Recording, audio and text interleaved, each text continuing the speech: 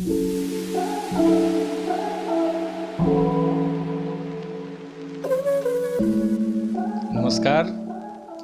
मैं संजय कुमार बर्नवाल एक बार फिर बहुत समय बाद आप लोगों के सामने उपस्थित हुआ हूं और मैं अपने कुछ अनुभवों के माध्यम से आपके साथ कुछ शेयर करना चाहता हूं। मेरा उद्देश्य वीडियो बनाने का नहीं है। मैं चाहता हूं कि मेरे इन अनुभवों का फ़ायदा आप सभी को प्राप्त हो, जिससे कि आप शारीरिक और मानसिक रूप से भविष्य में और भी ज़्यादा प्रगतिशील हो पाएँ। हमारा स्वास्थ्य वास्तव में है क्या? हम सभी जानते हैं कि स्वास्थ्य का मतलब होता है कि हमारा शरीर, हमारा मन और हमारी आत्मा तीनों एक बैलेंस्ड स्टेट में रहें। बैलेंस्ड स्टेट का मतलब ये हो गया कि जो सिस्टम हमारे शरीर में ईश्वर की तरफ से दिया गया है, उस सिस्टम में कहीं से भी कोई रुकावट ना आए। जब हमारा शरीर फिट रहता है तो मन भी फिट रहता है और दोनों के फिट रहने के कारण हमारी आत्मा का अपने आप उत्थान होने लगता है और हम अगर ईश्वर के नज़दीक जाना चाहते हैं तो पहुंच भी जाते हैं। तो शरीर एक ऐसी इकाई भगवान ने दिया है जो जिसके सफाई की जिम्मेदारी, जिसके रख रखाव की जिम्मेदारी, जिस पे ध्यान देने की जिम्मेदारी हमारी ही है। लेकिन इस फास्ट लाइफ में, जिसमें कि हमें सांस लेने की भी फुर्सत नहीं है, हम 24 घंटे सिर्फ एक चीज़ सोच पाते हैं कि किस तरह से क्या किया जाए कि और भी ज़्यादा पैसे हमारे पॉकेट में आते जाएं, हमारा बैंक बैलेंस बनता जाए। और इसी सोच के कारण हम अपने शरीर के बारे में नहीं सोच पाते, जो कि ईश्वर की तरफ से दी गई सबसे ज़्यादा कीमती तोहफ़ा है और ईश्वर ने व्यक्तिगत रूप से इसे प्रत्येक व्यक्तित्व को सौंपा है। हम इसके बारे में सोच ही नहीं पाते हैं। हमें तो सिर्फ पैसा चाहिए होता है। पैसे के लिए सुबह सो के उठने से लेकर रात में बिस्तर तक जाने तक हम सिर्फ उसी के बारे में सोचते हैं। कैसे 1 रुपया 100 रुपया बने, 100 रुपया 10,000 बने, 10,000 1 करोड़ बने, सिर्फ इसी के बारे में सोच पाते हैं। और यही कारण है कि हमारा शारीरिक स्वास्थ्य और मानसिक स्वास्थ्य दोनों ही खराब होता जा रहा है। अगर रोज़ का एक सर्वे देखा जाए, रोज़ का एक डाटा के ऊपर अगर विचार किया जाए तो हम पाएंगे कि ज़्यादातर मनुष्य वर्तमान समय में जितनी भी खतरनाक बीमारियां हैं उनसे पीड़ित हैं। जैसे कैंसर, जिसके बारे में बोला जाता है कि कैंसर बीमारियों की श्रृंखला में शायद सबसे लास्ट में आता है। लेकिन कैंसर का जितनी तेज़ी से विकास हुआ, कैंसर जितनी तेज़ी से लोगों के बीच में पनपा बढ़ा, वो निश्चित रूप से बहुत ही दुखदाई और बहुत ही ज़्यादा हॉरिबल सिचुएशन को प्रकट करता है। रोज़ अपने अगल बगल में ही कोई न कोई कैंसर से मृत्यु को प्राप्त होता है। ऐसे ही हार्ट की डिजीज़ हो गई, ब्रेन से संबंधित डिजीज़ हो गई, न्यूरो से संबंधित डिजीज़ हो गई, जितने भी प्रकार के, डायबिटीज़ हो गया, ये सारी बीमारियां, पैरालिसिस हो गया, हैमरेज हो गया, ये सारी बीमारियां कहीं न कहीं से हमारे बहुत ही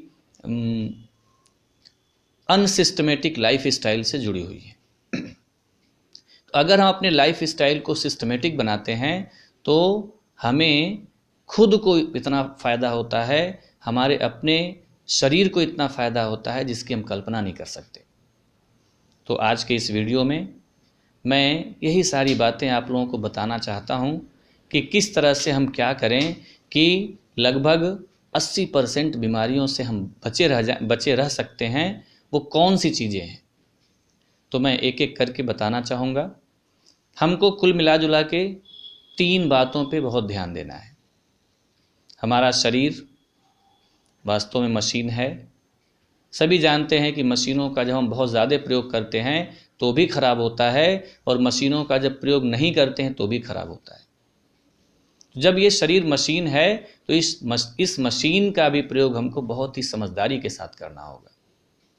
भगवान ने मुंह दिया, इसलिए नहीं दिया कि जो चीज़ें हम सामने देखे सब कुछ खाते रहें, सारी चीज़ों को पीते रहें, बल्कि इसलिए दिया कि सोच समझ करके मुंह से ऊपर भगवान ने ब्रेन दिया।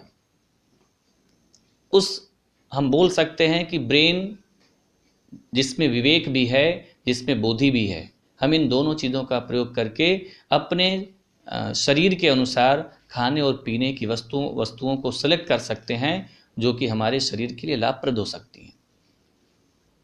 इसलिए बुद्धि का प्रयोग करना है और ये सोचना है कि हम क्या चीज़ खाने में प्रयोग करें और क्या चीज़ पीने में प्रयोग करें। तो 3 चीज़ें क्या हैं जो हमें ध्यान देना है। पहला है पानी का प्रयोग। पानी का प्रयोग हमें कैसे करना है? पानी का प्रयोग, पहली बात तो ये कि हमारा पूरा शरीर का लगभग 3/4 वो लिक्विड रूप में होता है। अगर हम लिक्विड मतलब पानी का प्रयोग करते हैं तो कई तरह से हमारी बॉडी को बैलेंस बनाए रखता है। पानी रोज़ 5 से 6 लीटर, चाहे सीज़न कोई भी हो, पीना चाहिए। अगर हो सके तो किसी भी सीज़न में पूरे साल, सालों साल गुनगुने पानी का प्रयोग पीने के रूप में कर सकते हैं। पानी पीने के लिए कभी भी एक साथ गिलास मुंह में लगा के नहीं पीना चाहिए, कोशिश करके घूंट घूंट पीना चाहिए। किसी ने कहा है कि पानी को खाने जैसा चबा के पीना चाहिए। एक घूंट पानी पिया, कम से कम फिर 2 सेकंड इंतज़ार किया, फिर एक घूंट पानी पिया, फिर 2-3 सेकंड इंतज़ार किया। ऐसे पानी का प्रयोग होना चाहिए। इससे फ़ायदा क्या होता है? जो हम पानी पीते हैं रुक रुक करके, तो हमारे मुंह में जो सलाइवा बनता है, वो सलाइवा हर एक घूंट पानी के साथ मिक्सअप होता है और वो सलाइवा चूँकि बेसिक होता है, क्षारीय होता है, वो हमारे स्टमक में जाता है, तो जो भी हमारे पेट के अंदर भोज्य पदार्थ होते हैं उनको क्षारीय बना देता है। और क्षारीय माध्यम हो जाने से स्टमक डिजीज़ किसी भी प्रकार के नहीं होते हैं। अगर हम 5 से 6 लीटर पानी रोज़ व्यवहार में लाते हैं तो एक दूसरा बेनिफिट भी होता है कि खून गाढ़ा होने की शिकायत नहीं होती।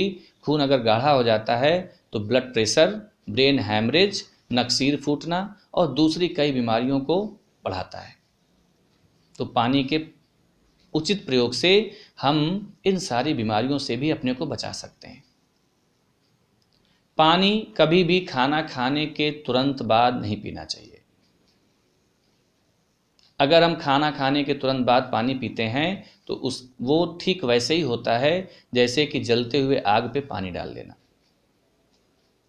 हम सबको पता है कि हमारे स्टमक में एक पार्ट है जिसको जठर बोलते हैं हिंदी में। उसका काम होता है कि वो खाने को पकाता है और खाना उसी जठर से जो जठराग्नि निकलती है उसी में खाना पकता है। तो एक इमेज किया जाए कि कहीं पे अगर आग जल रही है, खाना पक रहा है, उस आग पे अचानक पानी डाल दिया जाए, ठंडा पानी डाल दिया जाए, तो क्या वो आग जलेगा? क्या वो खाना पकेगा? निश्चित रूप से नहीं पकेगा। इसलिए खाना खाने के तुरंत बाद जो जठराग्नि अपना काम करना शुरू करती है, तुरंत पानी पीने से वो जठराग्नि मंद पड़ जाती है और खाना का डाइजेशन नहीं हो पाता है। तो कभी भी खाना खाने के बाद कम से कम 1 घंटे बाद पानी व्यवहार में लाना चाहिए। हाँ, एक बात और हो सकता है, जिनको प्यास की शिकायत होती है खाने के दौरान, वो खाना खाने से कम 40-45 मिनट पहले भरपेट पानी पी सकते हैं। जितना पानी चाहे वो पी सकते हैं, लेकिन फिर 40-45 मिनट बाद ही खाना खाना चाहिए। ठीक ऐसे ही पानी का प्रयोग स्नान में भी अगर बहुत सावधानी से हम करें, नहाते समय हम नहाते कैसे हैं अगर इस पर विचार किया जाए तो हम आजकल तो नहाने का कोई सिस्टम लोगों ने बनाया ही नहीं है। अब बाथरूम में घुसे और शावर चालू किया, ऊपर से नहाना शुरू कर दिया। ये अनसाइंटिफिक होता है। हमारे पूरे शरीर का अगर देखा जाए तो सबसे ज़्यादा गर्म पोर्शन होता है नाभि के आसपास का। नहाते समय हमें निश्चित रूप से ये ध्यान देना चाहिए कि सबसे पहले हम ठंडा करेंगे नाभि के आसपास के क्षेत्र को, जहाँ पे स्टमक भी होता है। अगर हम उसको ठंडा करते हैं तो उससे फ़ायदा क्या होगा? जो गैस या जो गैसेस वेस्टेज हमारे पूरे बॉडी में इधर उधर छितराए होते हैं, वो जहाँ ठंडा पोर्शन मिलता है वो गर्म से ठंडे की तरफ फ्लो करना शुरू करते हैं और वो सारा गैस हमारे नाभि क्षेत्र के आसपास आके इकट्ठा हो जाता है। फिर नाभि के ठीक पीछे कमर की तरफ पानी डालना चाहिए, उसको ठंडा करना चाहिए, जिससे कि बैक बोन वो धीरे धीरे ठंडा हो जाए। उसके बाद नहाते समय सर के पीछे जहाँ पे हम बोलते हैं ब्रह्म चक्र का प्लेस होता है या जहाँ ब्रेन का प्लेस होता है, उस प्लेस को ठंडा करना चाहिए। उसको ठंडा करने से ब्रेन भी ठंडा हो जाता है और पानी धीरे धीरे वहाँ से गिराना चाहिए, जो कि पूरे बैक बोन को भिगोता चला जाए। इस तरह से अगर हम नहाते हैं तो ये भी साइंटिफिक होता है और इससे कई प्रकार के नर्वस सिस्टम से संबंधित बीमारियों को ठीक किया जा सकता है। इससे पेट की दिक्कत अगर किसी को होती है वो भी ठीक किया जा सकता है। फिर वॉशरूम अगर हम जाते हैं वहाँ भी हम पानी का प्रयोग कर सकते हैं। यूरिन डिस्चार्ज करने के तुरंत बाद अपने मूत्रेंद्रिय को पानी की पतली धार उस पर गिरानी चाहिए, जिससे कि जो पानी अंदर, जो यूरिन अंदर रुका हुआ होता है, जो बाद में स्टोन को जन्म देता है, स्टोन की समस्या से आदमी छुटकारा पा सकता है। तो जब भी यूरिन डिस्चार्ज किया तुरंत अपने जननेंद्रियों को पतली धार पानी से गिरा करके धो देना चाहिए, जिससे कि अंदर भी गंदगी नहीं और स्टोन बनने की समस्या से भी हम छुटकारा पा सकते हैं। ये तो हो गया पानी का प्रयोग। अगर पानी के प्रयोग पे केवल स्पीच देना हो तो मुझे लगता है कि कम से कम 1-2 घंटे स्पीच दिया जा सकता है। लेकिन मैं आपको बताऊंगा वो कौन सी 3 चीज़ें हैं। मैंने पहली चीज़ बता दी, पानी का उचित प्रयोग। दूसरी क्या चीज़ है? दूसरी चीज़ है भोजन का उचित व्यवहार। हमारे शरीर को बनाने में पानी के साथ साथ भोजन का भी बहुत बड़ा योगदान होता है। हम जो भी चीज़ें खाएं वो हमारे शरीर के अनुकूल होना चाहिए। वो कौन सी चीज़ें हैं जो शरीर के अनुकूल हो सकती हैं? तो बिल्कुल सरल ढंग से कोई भी बता सकता है कि हरी सब्जियां, फल फूल, ऐसे अनाज जो अंकुरित हों, या फिर ऐसी कोई भी चीज़ जो कि बेसिक मीडियम में होती हो, वो सब हमारे शरीर के लिए ज़रूरी है। ऐसी कोई भी चीज़ जो तली भुनी है, जो मैदे से बनी हुई है, जिसमें घी का प्रयोग ज़्यादा किया गया है, तेल का प्रयोग ज़्यादा किया गया है, जो पेट में जाने के बाद एसिडिक फैक्टर को बढ़ा देता है, वो सारी चीज़ें हमारे शरीर के प्रतिकूल होती हैं, इसलिए उनका व्यवहार नहीं करना चाहिए। खाने को भी सिस्टम बनाया गया है, खाने को इतना चबाया जाए कि वो मुंह के अंदर ही लिक्विड बन जाए। तो ज़्यादा चबाने से जो अंदर सेलिवा होता है वो हमारे भोजन के साथ पूरा मिक्सअप हो जाता है और मुंह से ही वो पूरा मीडियम बेसिक बन जाता है। अगर पेट के अंदर एसिड ज़्यादा फॉर्मेशन हो भी रहा होगा तो ये बेसिक मीडियम का भोजन स्टमक में जा कर के पूरे स्टमक को बेसिक बना देता है, जो हमारे पूरे बॉडी के लिए बहुत ही फायदेमंद होता है। खाने में कभी भी